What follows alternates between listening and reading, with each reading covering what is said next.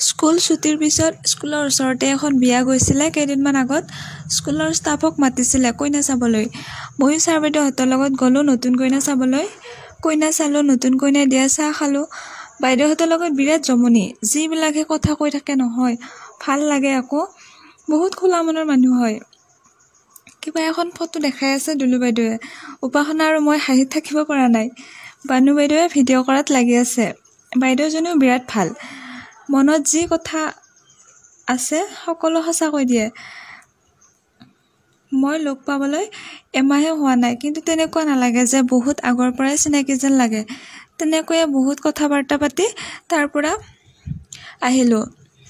আবেলি আকৌ পুলিবাই মই দমনৰ ফালে ওলাই গৈ লৰিয়নিত গ'লোঁ আৰু তাত কিবা কিবি খাই ফালে তেনেকৈয়ে দমনত অলপ কাম আছিলে, কামখিনি কৰি ফালে ঘৰলৈ গুচি আহিলোঁ। আৰু আজিলৈ বাই বাই।